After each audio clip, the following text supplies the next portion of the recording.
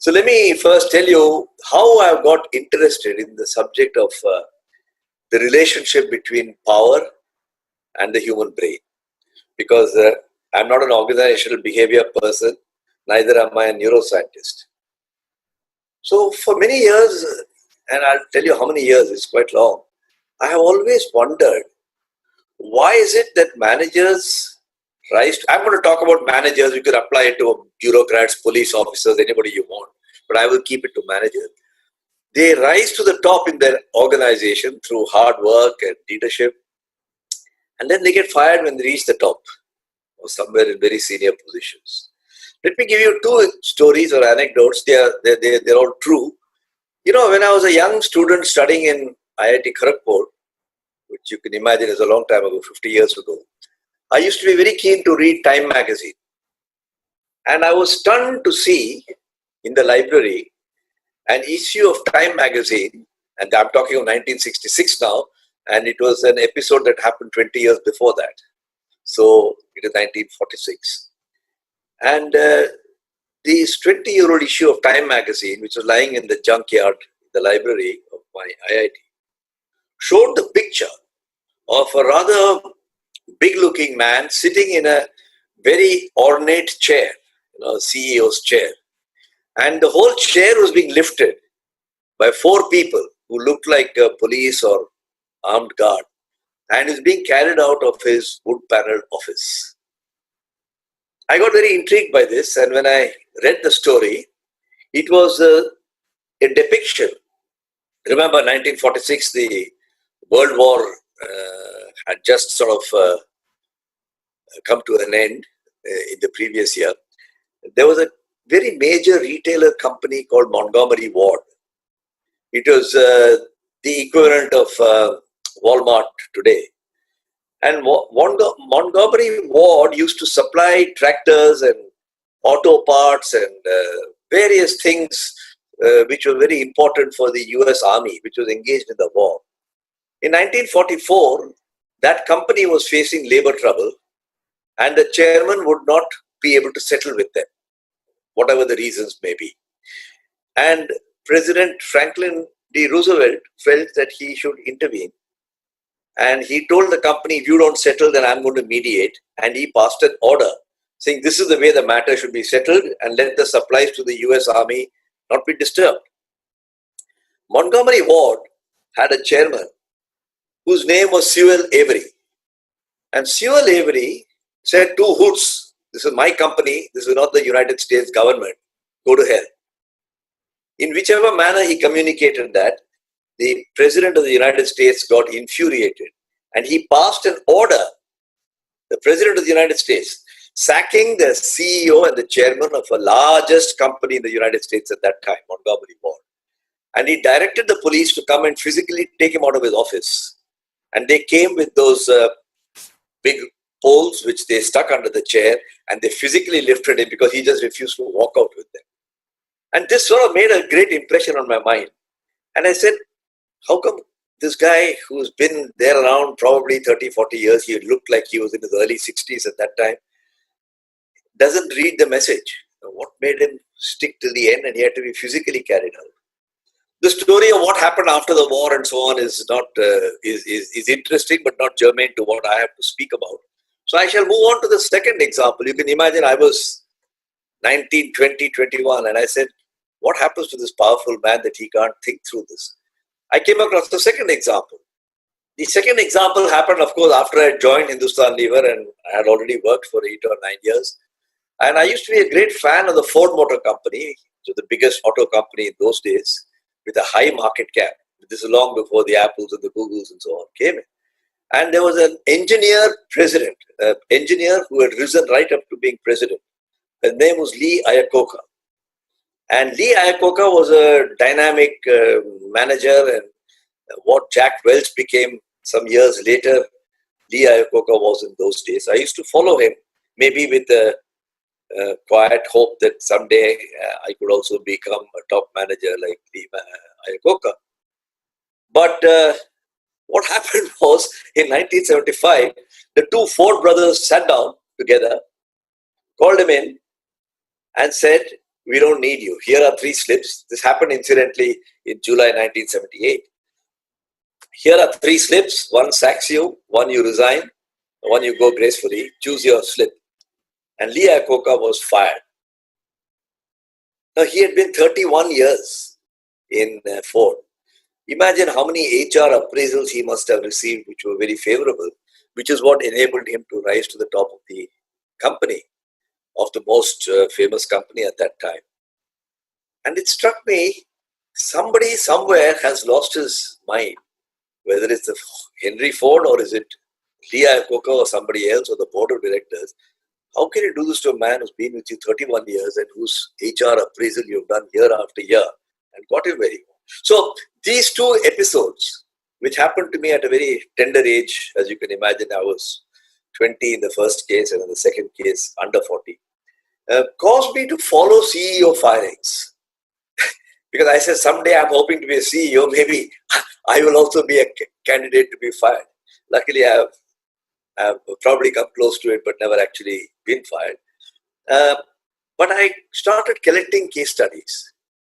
And I put together 15 of them into a book, which was published by Penguin last year.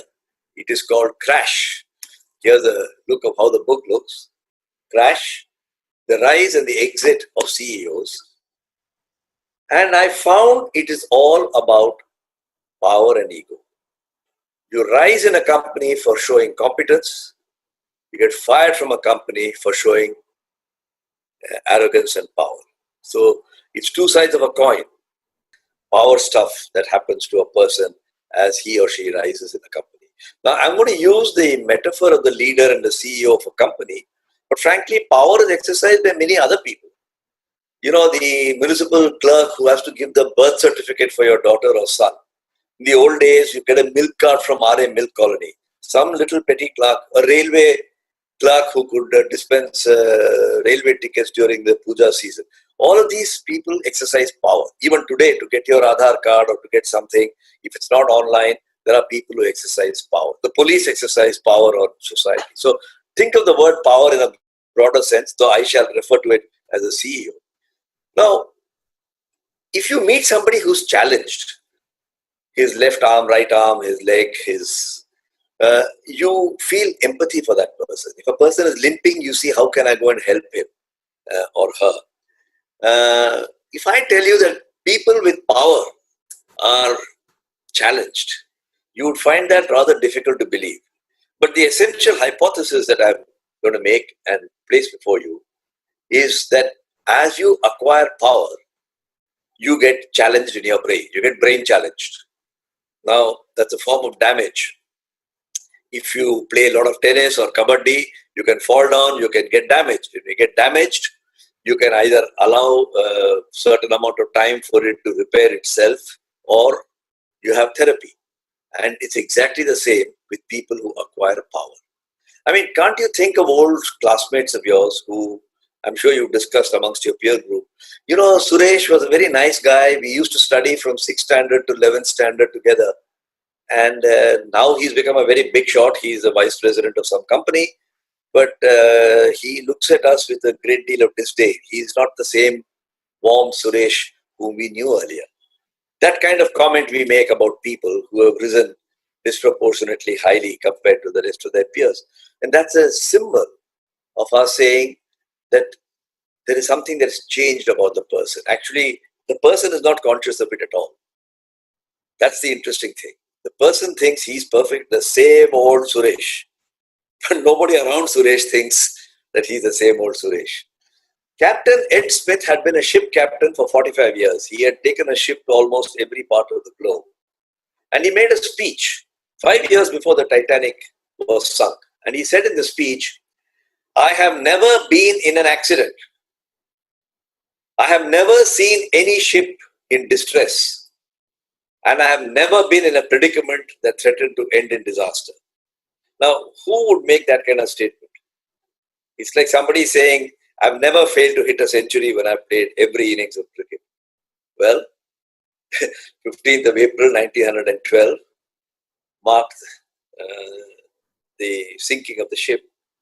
Captain Ed Smith was So it shows that in 5 years' time, all his track record got disturbed. It's like a CEO who says, every company I went, I have turned around. My profits have increased, my margins have increased. And then he meets his nemesis. So I have two messages for you, those who are listening to me. First, that the brain impact happens to anybody with power. We are caricaturing today CEOs of companies because we are all in that business of being in the private sector. Power is like wealth. Anybody can acquire it if certain things happen. But once he's acquired it, he doesn't know how to handle it. It's exactly like wealth.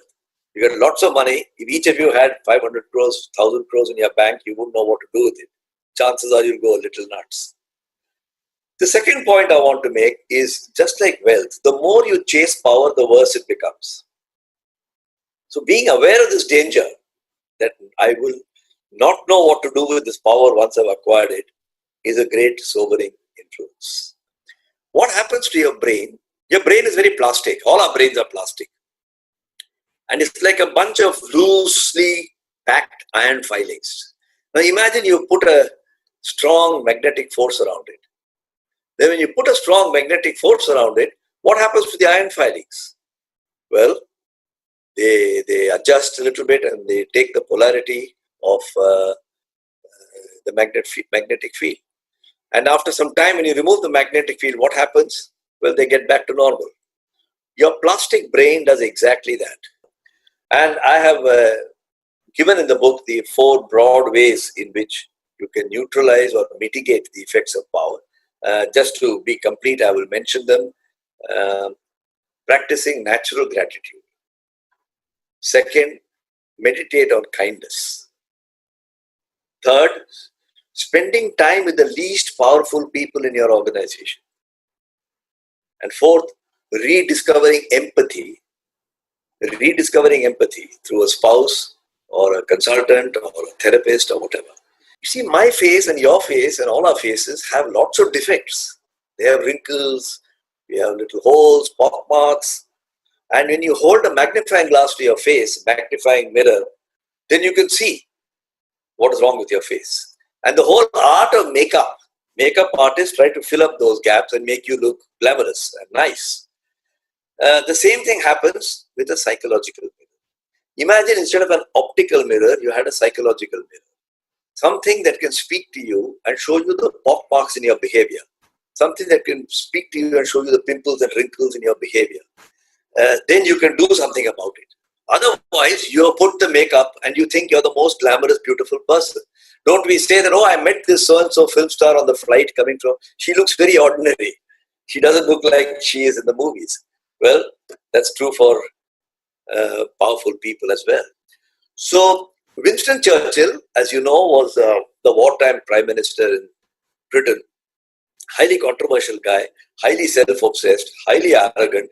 He's not loved in India, though he's greatly admired in Britain. But those are not the subjects that should engage us now. But during the war, because he used to drink also quite handsomely, he was very unpredictable and moody. And the war was creating its own tension for the people working with him in the war office. And he used to spite at people, say nasty things, as it happens probably in some of our companies sometimes. And one day, a group of senior naval officers went and told Clementine, his wife, they said, Madam, we don't know how to express this, but the Prime Minister is losing the support of his people. We don't have the courage to go and tell him that. I don't know whether you could do something about it, but Britain needs Churchill. And therefore, the people who are working for Churchill need a better Churchill. That night, Clementine, who had been long married with Churchill and probably was the psychological mirror that he needed, sat down and wrote a letter. And I was very intrigued because I went to the US War Museum, UK War Museum, British War Museum near Kensington Gardens in London. And I went and looked for this letter and I took a photocopy of it. I'd just like to read it out to you. This is 1942 or thereabouts. My darling, writes Clementine, my darling, I hope you will forgive me if I tell you something that I feel you ought to know. One of the men in your entourage, a devoted friend, has been to me and told me that there is a danger of your being disliked by your colleagues and subordinates because of your rough, sarcastic, and overbearing manner. If an idea suggested at a conference, you are supposed to be so contemptuous that presently no idea, good or bad, will be forthcoming. I was astonished and upset because in all these years I have been accustomed to all those who have worked with and around you, loving you. I said this act, and I said, no doubt it is the strain of the war.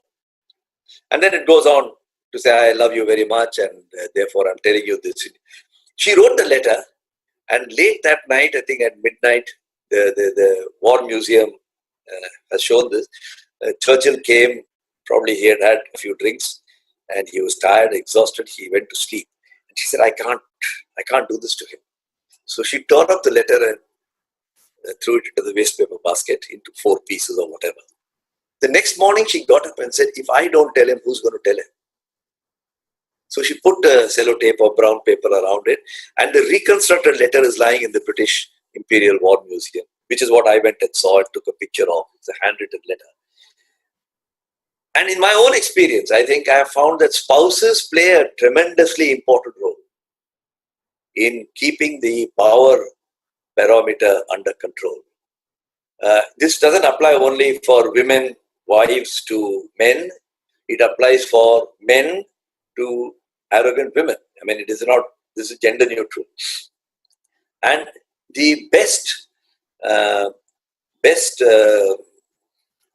psychological mirror you can get is a spouse. If it's not a spouse, it can be a very dear friend, it can be a parent, it can be a son, but it's somebody who's very close to you and doesn't feel threatened by you. I don't know how many disasters my wife has saved me from, and I suspect that's true whether you're gents or ladies listening to me, of your spouse as well. You don't like it at that point of time, right? When your wife tells you or your husband tells you that's not the way you should have behaved. You say, don't interfere in my office matters.